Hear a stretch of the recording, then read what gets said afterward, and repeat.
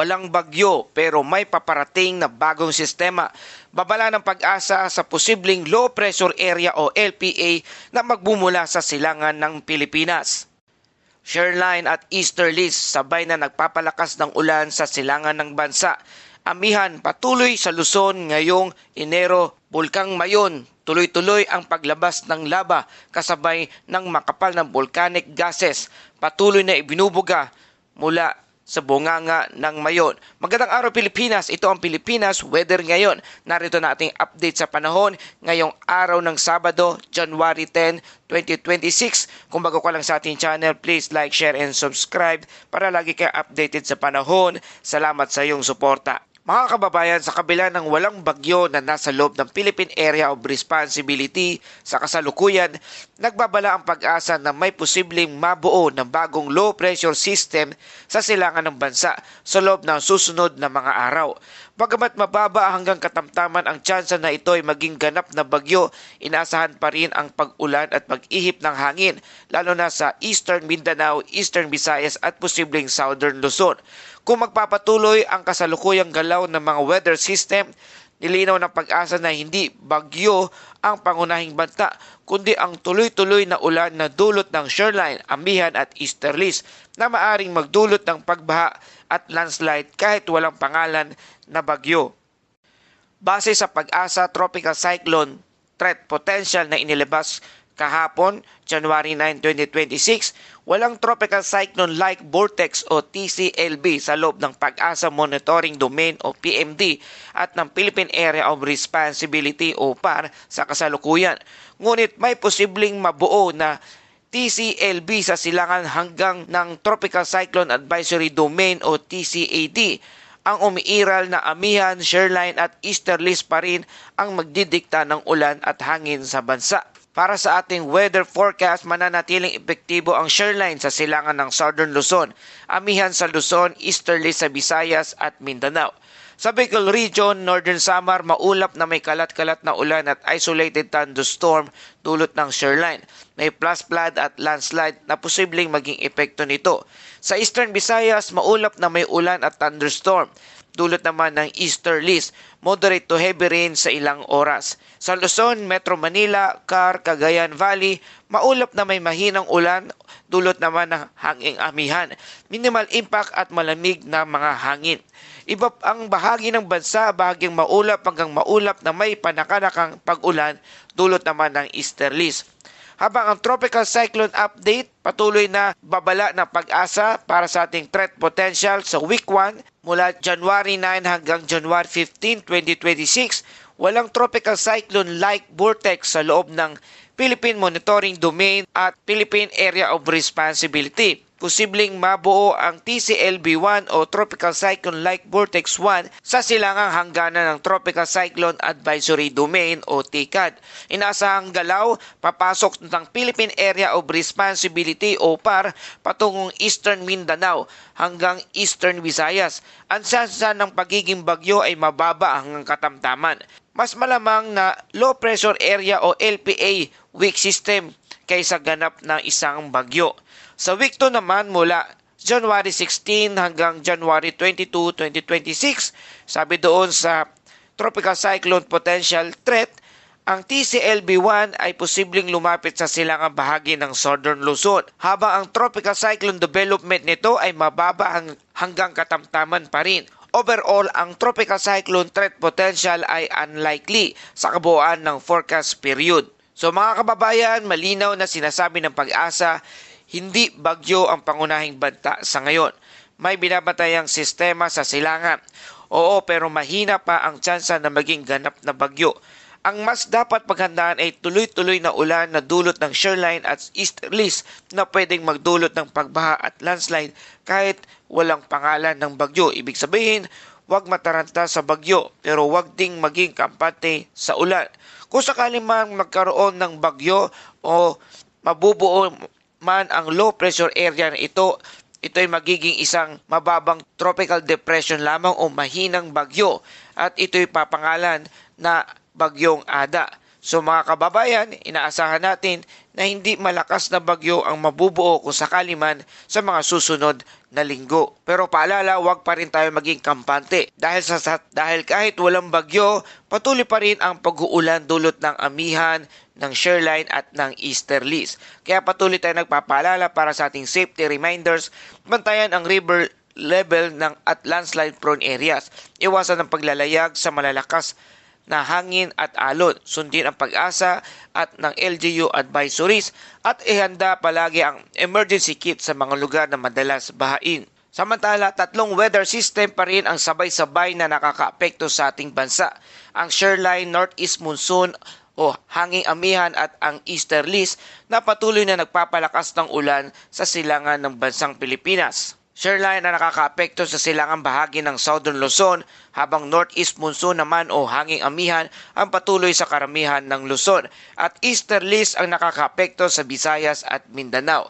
Ang resulta, ulan sa silangan, malamig at mahangin sa Luzon at paulanan ng Visayas at Mindanao at malalakas na pag-ulan sa bandang Visayas at Mindanao.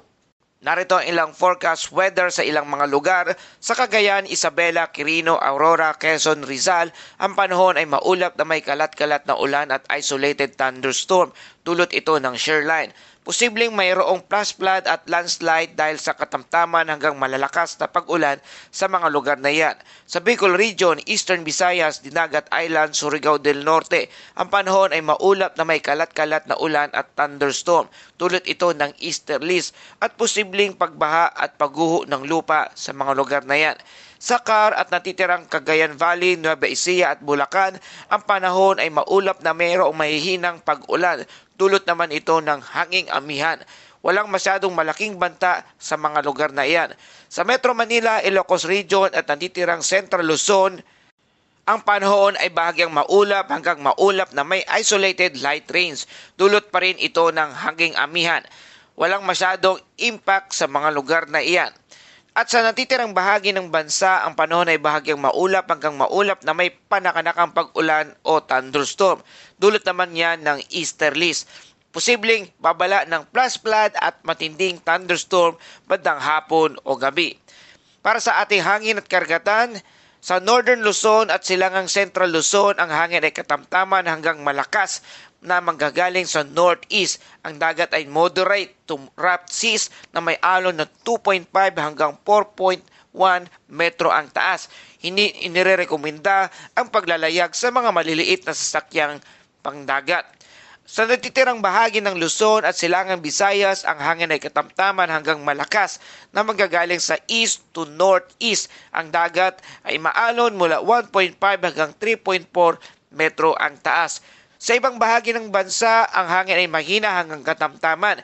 Ang dagat ay bahagyang maalon hanggang katamtaman mula 0.6 hanggang 2.5 metro ang taas. At para sa ating temperatura, pinakamababang temperatura ay 24.1 degrees Celsius na itala kahapon ng alas 5 ng umaga. At ang pinakamataas naman na temperatura ay naitala 29.3 degrees Celsius kahapon ng alas 2 ng hapon. At para sa ating astronomical info sa Metro Manila, ang araw ay sumikat bandang alas 6:24 ng umaga at lulubog naman ito bandang alas 5:43 ng hapon. Mga kababayan, wala mang bagyo pero delikado pa rin ang panahon. Ang shoreline at easterlies ay kayang magdala ng matagal at paminsan-minsang malalakas na pag-ulan, lalo na sa silangan ng bansa. Kaya paalala, kahit walang bagyo, pwedeng magkakaroon pa rin ng baha at landslide sa ilang mga lugar. Kaya patuloy na paalala, bantayan ang mga ilog at mabababang lugar, iwasan ang mga landslide prone areas, huwag pumalaot kung maliit ang bangka at makinig sa abiso ng local government unit at ng pag-asa. Samantala sa ibang balita, parang entrada ng impyerno ang naging itsura ng Bulkang Mayon sa Albay kahapon ng gabi. Matapos masaksihan ang malakas at tuloy-tuloy na pagdaos-dos ng mga uson sa mga gilid ng bulkan. Sa mga kuhang video at ulat mula sa ground observers, kitang-kita ang nag-aalab na laba kasabay ng makapal na volcanic gases na patuloy na ibinubuga mula sa bunganga ng Mayon. Dahilan upang magkulay kahel at pula ang paligid nito sa dilim ng gabi. Ayon sa patuloy na impormasyon at pinakahuling ulat, patuloy ang malalakas na pyroclastic density current o PDC o uson. May aktibong lava flow na umaagos pababa sa dalisdis ng bulkan. Nananatiling mataas ang antas ng aktibidad ng bulkang Mayon. Ito ang malinaw na senyales na hindi pa humuhupa ang panganib at maaring maganap ang biglaang mapanganib na pagsabog anumang oras. Kaya naka-alert level 3 pa rin o high level of volcanic unrest. Ibig sabihin, may tuloy-tuloy na magma movement sa bulkan. Posible ang biglaang pagbuga ng abo, uson at lava collapse. Mataas ang banta sa mga lugar na malapit sa bulkan. Dahil dito, mahigpit pa rin ipinagbabawal ang pagpasok sa 6 kilometers Permanent Danger Zone o PDZ sa paligid ng bulkang Mayon. Mahalagang paalala sa ating mga kababayan malapit sa bulkan, huwag lalapit sa PDZ o Permanent Danger Zone kahit sa anong dahilan. Maging handa sa posibleng evacuation. Iwasan ang mga ilog at daluyan ng lahar lalo na kapag umuulan.